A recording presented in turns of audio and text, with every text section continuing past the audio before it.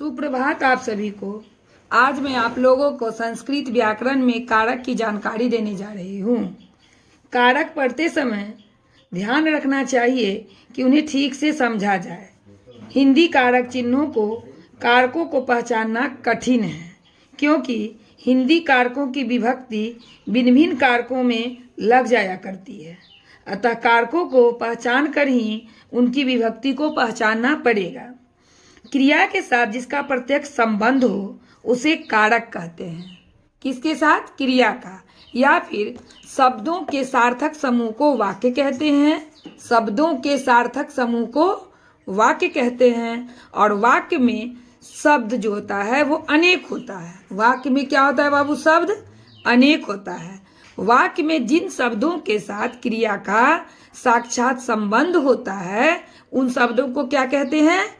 कारक कहते हैं। उन शब्दों को ही क्या कहते हैं? कारक कहते हैं। संस्कृत भाषा में केवल 6 कारक माने गए हैं। संबंध कारक और संबोधन कारक कारकों के अंतर्गत नहीं आते हैं। फिर भी अनुवाद की सुविधा के लिए 8 कारक मानकर उनके साथ 8 विभक्तियां बैठाई जाती हैं। जैसे संस्कृत में कारक निम्न हैं। यहाँ उदाहरण के तौर पर हम लोग समझ लेते हैं। जैसे कारक में श्यामः चलति, श्यामः विद्यालयम गच्छति, ये इसके छोटे मोटे उदाहरण हैं। अब कारक में हम लोग आते हैं तो कारक जो है संस्कृत में वो निम्न है। जैसे कि कर्ता को पहचानना होगा तो कर्ता ने सबसे पहले क्या है? संस्कृत में कारक निम्न है। सबसे नंबर 1 में कौन है? कर्ता। तो कर्ता को कैसे पहचानेंगे? उसके सूत्र के माध्यम से। कर्ता ने। दूसरा है कर्म। ऐसे ही आपका हिंदी भी है तो कर्म, कर्म को है ना। करण, करण को किससे पहचानेंगे? उसमें से और द्वारा लगा रहेगा। वाक्य में से और द्वारा लगा रहेगा। संप्रदान, संप्रदान में हो जाएगा को या के लिए। ठीक है। औपादान, औपादान में होता है से। संबंध, संबंध में काके की या रारेरी ये लगा रहता है वाक्यों में। ठीक है। अधिकरण, अधिकरण में पर। संबोधन जो सबसे अंतिम है, संबोधन उसमें हे, अरे, अहो, अजी या भो लगा रहता है। आपको मैंने पहले ही बताया है कि संबंध और संबोधन को क्या नहीं माना जाता है? कारक नहीं माना जाता है। जैसे स रामस्य पुत्रो अस्ति, वह राम का पुत्र है ना। हे राम तुम कमलम आनय, हे राम तुम कमल लेकर के आओ, है ना। इसी तरह क्रिया के साथ संज्ञा शब्दों का संबंध प्रकट करने के लिए जिन चिन्हों का हम प्रयोग करते हैं, किसके साथ? क्रिया के साथ बाबू। और किसका संबंध? संज्ञा शब्दों का संबंध। क्रिया के साथ किसका संबंध? संज्ञा शब्दों का संबंध प्रकट करने के लिए जिन चिन्हों का प्रयोग, जिन चिन्हों का प्रयोग किया जाता है उसे क्या कहते हैं? विभक्ति कहते हैं। ठीक है ना। इसमें 3 विभक्ति होती हैं, प्रथमा, द्वितीया, तृतीया।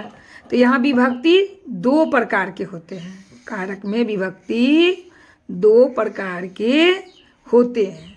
पहला होता है कारक विभक्ति। ठीक है। और दूसरा क्या होता है? उपपद विभक्ति। दूसरा क्या होता है? उपपद विभक्ति। अब कारक के चिन्हों को हम लोग उदाहरण के तौर पर जानेंगे। जैसे प्रथमा विभक्ति, विभक्ति है, यहाँ पर कौन से कारक हैं और क्रिया का क्या चिन्ह है वो हम जानेंगे। तो विभक्ति में प्रथमा विभक्ति, कारक में कर्ता, और कर्ता में मैंने आपको पहले ही बताया है ने। ठीक है। तो इसको कैसे जानेंगे? सीता पत्रम अलिखत। पत्रम मौ में हलंत लग गया, मौ में हलंत लग गया तो क्या हो गया? सीता ने प्रश्न लिखा, मौ में हलंत लग गया। इस पता चल गया बीच में कि सीता ने पत्र लिखा। बालिका विद्यालय गच्छति, लड़की स्कूल जाती है। दूसरा विभक्ति क्या है? दूसरा विभक्ति हो गया आपका कर्म। कारक कौन सा हो गया? कर्म कारक। और क्रिया का चिन्ह क्या हो गया बाबू? को। क्रिया का चिन्ह क्या हो गया? को। जैसे अहम ईश्वरम नमामि, मैं ईश्वर को नमस्कार करता हूँ। ठीक है। छात्रम पुस्तकम पठामि, पठति, छात्रकम पुस्तकम पठति, लड़का पुस्तक पढ़ता है या छात्र किताब को पढ़ता है। ठीक है। अब हम लोग आगे आते हैं तृतीया विभक्ति। तृतीया विभक्ति पर कारक कौन हो गया? करण कारक। ठीक है। और क्रिया करण कारक को कैसे पहचानेंगे? जिसमें से लगा होगा या फिर के द्वारा लगा होगा। ठीक है। जिसमें से लगा होगा या फिर के द्वारा लगा होगा। जैसे छात्र कलमेन, छात्र कलमेन लिखती, छात्र क्या चीज से लिख रहा है? कलम से। यहाँ देखिए से है। ठीक है। बालका कंदुकेन क्रीडंती, कंदुकेन। ठीक है। कंदुकेन यानी लड़के गेंद से खेलते हैं, से या गेंद के द्वारा खेलते हैं, इसको जैसे समझिए। चौथी विभक्ति संप्रदान कारक। चतुर्थ विभक्ति कौन सा विभक्ति बाबू? चतुर्थ विभक्ति। कारक कौन सा हो गया आपका? संप्रदान। कारक संप्रदान। और संप्रदान में क्रिया के चिन्ह क्या हो गए? के लिए। इसको कैसे पहचानेंगे? के लिए जहां वाक्य में लगा होगा तो समझ जाएंगे। जैसे छात्र पठनाय विद्यालयम गच्छति, छात्र पठनाय, पठनाय नाय मतलब के लिए। क्या चीज के लिए? छात्र पढ़ने के लिए। छात्र क्या करने के लिए विद्यालय जाते हैं? पढ़ने के लिए, तो पठनाय। ठीक है। अहम भ्रमणाय उद्यानम गच्छामि, अहम मतलब मैं, भ्रमणाय क्या चीज के लिए? तो घूमने के लिए। ठीक है। कहाँ जाते हूँ? तो बगीचा। ठीक है। पंचमी विभक्ति हो जाता है आपका, विभक्ति में आ गया पंचमी। पंचमी और कारक कौन है? आपा दान। कौन से कारक है? आपा दान। और क्रिया के चिन्ह क्या हो गए? क्रिया के चिन्ह से, है ना। से इसमें होता है बाबू अलग होने के लिए, किसी चीज से अलग होने के लिए। जैसे वृक्षात फलम पतति, वृक्षात फलम पतति। अब वृक्ष से क्या हो रहा है? फल गिर रहा है, मतलब वो अलग हो रहा है।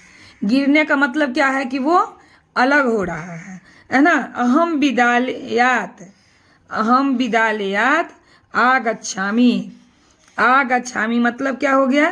कि मैं विद्यालय से आया हूँ, है ना, या आता हूँ या आ रहा हूँ, है ना। तो यहाँ हो जाएगा मैं विद्यालय से आया हूँ। तो विद्यालय से आया हूँ मतलब विद्यालय से अलग हो रहे हैं। वृक्षात पत्राणी, पत्राणी वृक्ष से क्या होता है? पत्ते गिरते हैं, वृक्ष से पत्ते गिरते हैं, मतलब अब क्लियर है कि वो अलग हो रहे हैं। ठीक है। अब हमारा विभक्ति खष्टी विभक्ति पर हम लोग आते हैं। ठीक है। खष्टी विभक्ति में क्या है? कारक में अधिकरण। छठी यानी खष्टी विभक्ति, है ना।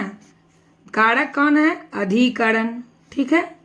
और क्रिया के चिन्ह में पर। जैसे कि अहम गृहे अस्मि, अहम गृहे अस्मि मैं घर में हूँ, मैं घर में हूँ। ये क्या है? में मतलब अंदर में है, में इसमें स्पष्ट है, गृहे यानी में। ठीक है। छात्रा विद्यालय पठन्ति, छात्रा विद्यालय पठन्ति छात्र विद्यालय में क्या है? में पर यहाँ दिया हुआ है, देखिए में मिल गया, तो में पढ़ते हैं, छात्र विद्यालय में पढ़ते हैं, है ना। उसके बाद पर्वतेषु या पर्वतानाम बोलिए, हिमालय श्रेष्ठ, पर्वतों में, है ना, अधिकरण, ये अधिकरण का चिन्ह है। पर्वतों में हिमालय क्या है, श्रेष्ठ है। कविना यानी कवियों में, कविना मतलब क्या होगा, कवियों में कालिदास क्या है, श्रेष्ठ कवि हैं। इसके बाद है आपादान। आपादान के बाद संबंध। आपादान के बाद क्या आएगा, संबंध, जिसमें का, के, की, है ना, का प्रयोग किया जाता है। उसके बाद अब यहाँ हम लोग देखेंगे या तब अधिकरण या फिर संबोधन। ठीक है, का, के, की का प्रयोग तो उसमें संबंध में होता ही है, और अधिकरण या फिर संबोधन। अब हम लोग इसको सबसे सरलता से एकदम कम और माने कम समय में इसको जान जाएंगे, एकदम छोटे छोटे सूत्र के माध्यम से। जैसे कर्ता ने, जैसे राम ने, राम, करम को, रामम, करम को, करंसी या के द्वारा, तो रामेन, राम के द्वारा, राम के द्वारा जैसे रावण मारा गया। संप्रदान के लिए, तो रामाय के लिए। से, अपादान से अलग होने के लिए, रामात, राम से। का, के, की संबंध हो गया, तो रामस्य, राम का के।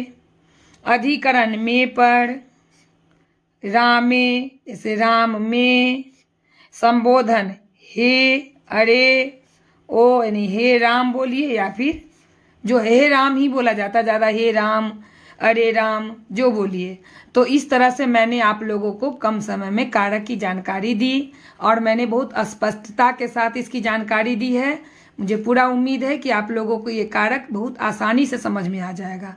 फिर मैं अगले वीडियो में एक नए पाठ को लेकर के प्रस्तुत होंगी। तब तक के लिए धन्यवाद।